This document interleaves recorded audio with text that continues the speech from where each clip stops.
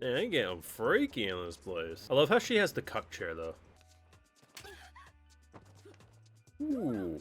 I love how she's just so, like, she refuses to accept Jinshi as being anything other than just, like, a pathetic eunuch. So today we're going to be breaking down the latest episode of the Apothecary Diaries. If you enjoyed the video, make sure to drop a like, share, support. Consider subscribing if you're new around here. And we do have the live reactions available exclusively over on my Patreon if you're so interested. So let us begin. Now, maybe it's not the protection that Jinshi was hoping Maomao would ask if he brought, but at the end of the day, the reunion probably went as expected as you would assume it would with our hyperfixation gremlin. That kind of looks like, nah, it can't be.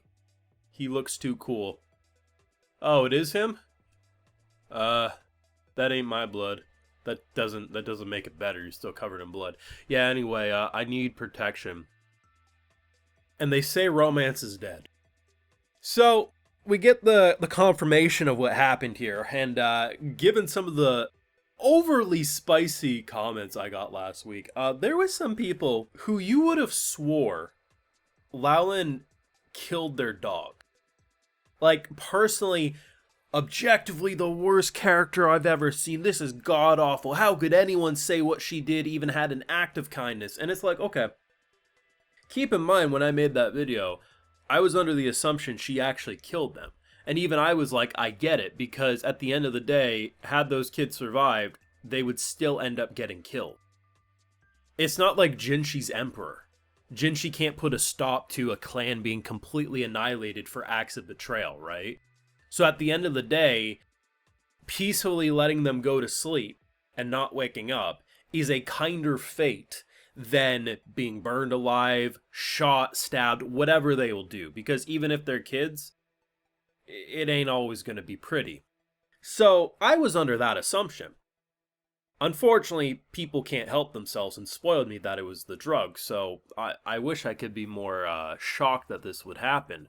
But either way, the thing that I wasn't sure what was going to make sense was that even if you knock them out to make them look like they're dead, immediately reviving them would make no sense. So, but here's the thing, how is Maomao going to get 6 children out of a building that's going to be war-torn, burning down, exploded, right? Like, it didn't make sense.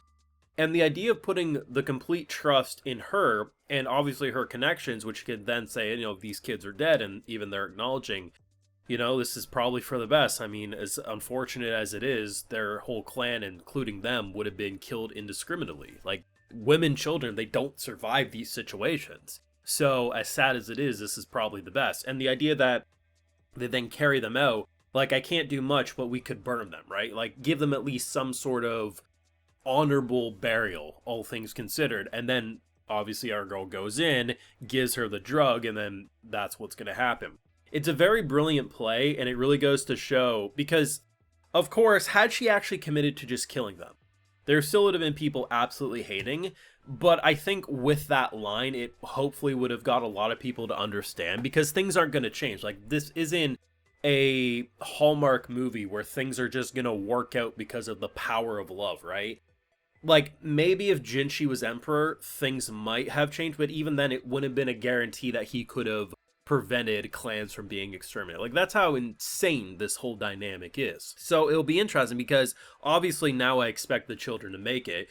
We get the revival stuff going, and now if they come back, even around Jinshi and company, they are just random orphans, right? Like, so at that point, hopefully we can give them a place to go. Even if they had nowhere to go, it's still better than what their fates were going to be up to that point. So it's a very fun twist that does play on what happened before, obviously, with everyone, as our girl goes in and basically says, "Hello, mother, I see you're in the cuck chair. Anyway, screw you," and saves her sister. The fact that, what I really love too, and I think this is going to go probably underappreciated given everything else that happened with Maomao, to see her dad and how he was so ignorant to so much for so long, and getting the confirmation of what happened with the previous emperor, the idea of like, hey, I need you to marry my daughter, and I'll give you anything you want in return, and then in return, the Shenmei stuff, and then you start realizing where her hatred blossomed. It doesn't excuse things, but it definitely puts things more into perspective, and the idea that he was so ignorant to the fact that his daughter like this wasn't a first time occurrence. He could tell that this is something that she's had to do before. And it's just the fact that he was so ignorant to this all this time, and the fact that she looks at him and says, in the final moment, at least have some balls. Like, that's in a very polite way, mind you, but that's more or less the blunt force she gave him. And it's just, it was such a good moment, and it just really is tying everything back. And even the smaller stuff, too, when it came to, you know, showing the fact that our boy, you know, who is supposed to be this pretty boy eunuch, is now leading, and he's slapping his dick on the table, and everyone's just completely shook by who Jinshi actually is. And of course, now that a new heir has been born, it's easier to not really care about his true identity and everything like that because of how everything's working. But either way, it's just, what a good episode, what a good arc. And it's just, I love how, if you look at last week, I think it was objectively the angriest we've ever seen Maomao. Like, she was, if she had a gun, she may not have shot her, but she would have shot around her. Like, that's how angry she was.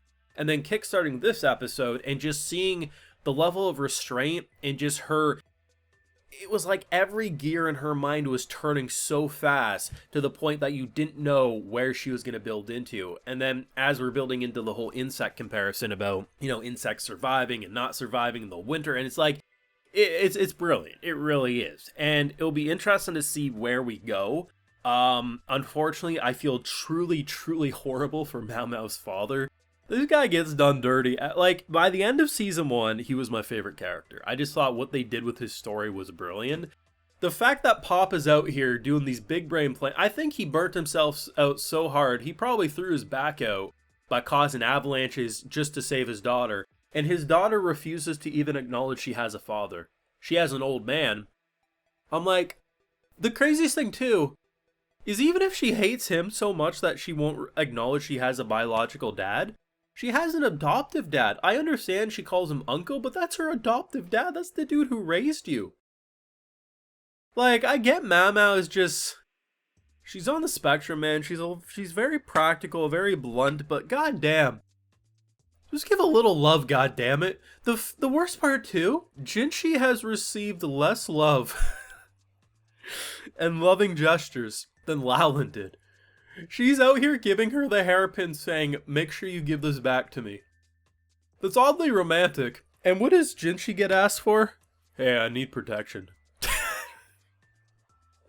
I love her, man. She's the worst and the best and just the greatest character, man. She brings me great joy. Thoughts down below. Leave a like if you enjoyed. Subscribe if you're new around here. Of course, ring that bell. Patreon, full live reactions. And I also give a video shout out to all of my patrons. Alright, so today we got Jenny Stiegel, Pope of the Church of Miu, Matt Barker, Zeno God, Mario Jacob, Table, Brian Gonzalez, Cody Tiffany, Tiara's Grace, and we also have Torvac. So I appreciate the support, everyone. Please take care. Y'all have a good one.